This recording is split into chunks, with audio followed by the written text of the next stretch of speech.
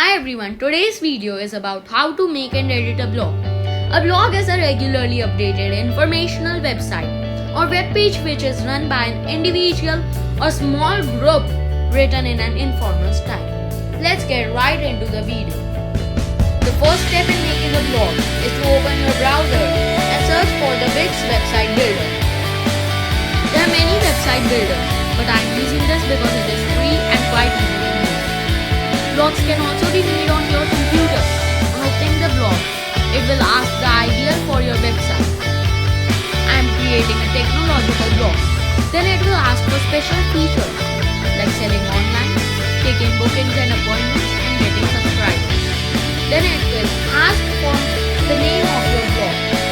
I am choosing Technological Monkey as it will relate to my blog. You can choose any name of your choice. After this, it will ask for an address which you can either type or skip. Then it will ask for a theme for your website. There are many themes to choose from. I am choosing the jet black theme. Then you have to wait for about 30 seconds for the website to be created after clicking on the create website option. After the website is created, click on the manage sections option and choose the header section and edit it. You can insert your logo. My advice would be keeping a logo which is simple and catchy. You can also add a subtitle or tagline.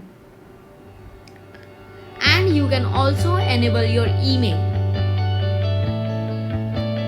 Click on done when the editing of your header section is completed. Then choose the welcome section and replace the image from the photo library.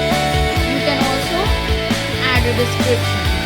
I'm typing a simple description which the viewer will be able to read.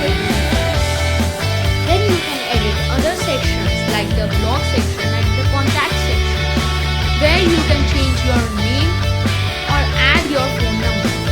Then click on done and then again click on done and publish your site. It will take about half a minute.